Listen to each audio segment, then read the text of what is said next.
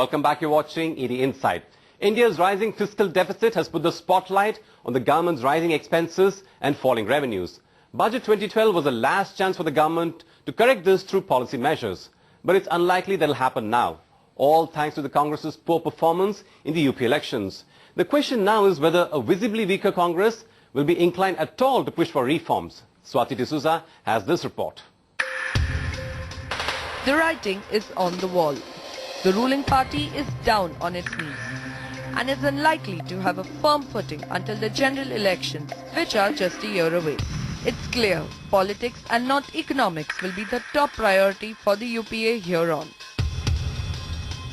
मैंने कैंपेन लड़ा है और मैं आगे खड़ा था, तो जिम्मेदारी मेरी है.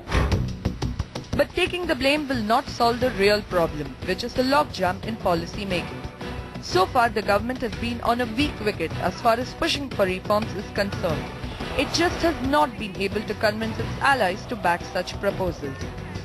And it's a catch-22 situation for the UPA now, because on the one hand, its relationship with allies like the Samajwadi Party and Trinamool Congress Party are weakening. And on the other hand, the opposition is becoming stronger across several states. That means the UPA administration is in no position to aggressively push for any change.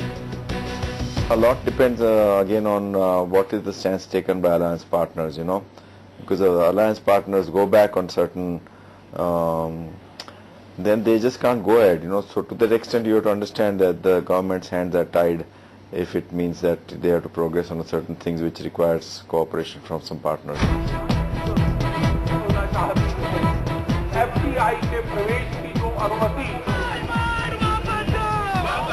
Proof of that is the fact that when the government was pushing for FDI in multi-brand retail a few months ago, its allies were up in arms against it. To date, the issue remains unresolved. That even though FDI in multi-brand retail could kickstart a virtuous cycle of higher employment, lower prices and higher consumption. While India Inc. is hoping that the government will take this issue once again in the coming months, it's unlikely that allies will change their stance on the matter. Samajwadi party ने FDI जो retail में आ रहा था उसके खिलाफ party ने बात रखी थी और कई बार इश्यूज ऐसे आए जहां पर समाजवादी पार्टी ने अपनी बात रखी है. महंगाई के खिलाफ कई बार कांग्रेस को हम लोगों ने कटघरे में खड़ा किया है.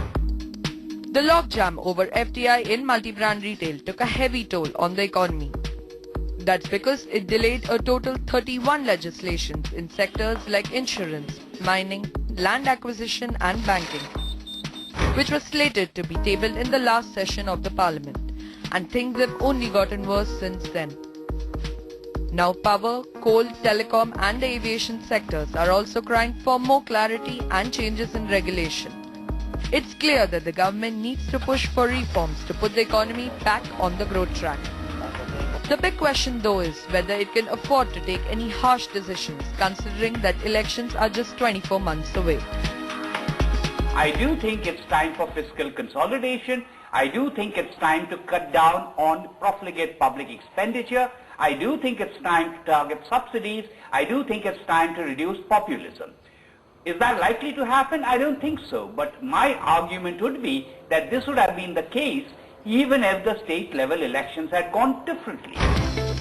According to a report by Citigroup Global Markets, while the consensus is that the Congress will get more cautious and hand out more SOPs, resulting in fiscal slippages and move farther away from reforms, it could well not be the case. Instead, the party could be more forceful with reforms, given that backpedaling is not paying electoral dividends. The bad news though is that the report says the odds are in favor of defensive strategies rather than offensive economic management. I don't think the Congress or the UPA too has to be defensive about the budget. But yes, they should be what I say, I don't know how to put it, more sensible, more responsible. They say BJP doesn't cooperate. Yes, BJP also may not be cooperating, may be opportunistic. But forget BJP.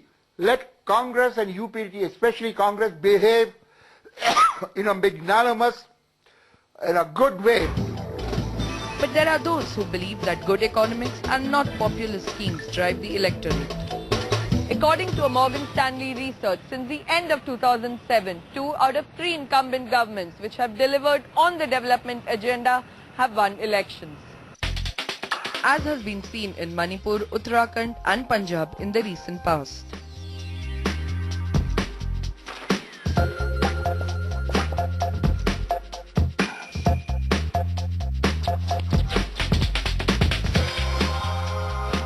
Our agenda to the people was performance. We requested the people that please look at the performance. Our whole campaign, our whole mission was the performance of the Chief Minister and the government. And people appreciated our performance. That's a lesson that the UPA government, which has been mired in scams and controversies in the past 2 years, seems to have learned the hard way. हम अपने साथियों के साथ बैठकर फिर state के प्रदेशों के लोग को बुला के उनका राय भी लेकर और फिर तय करेंगे कि क्या वजह क्या थी हमारी हार की। ये हो सकता है, आशीष पहले हो सकता है कि ये भी महंगाई का भी एक चुनाव पर कुछ असर पड़े। The big question then is, will the budget 2012 deliver on the development agenda? Perhaps yes. Morgan Stanley research is of the view that budget 2012 could trigger a concerted effort to consolidate fiscal deficit and raise growth through development so that social spending becomes more viable ahead of the general elections. We must focus more on outcomes rather than inputs.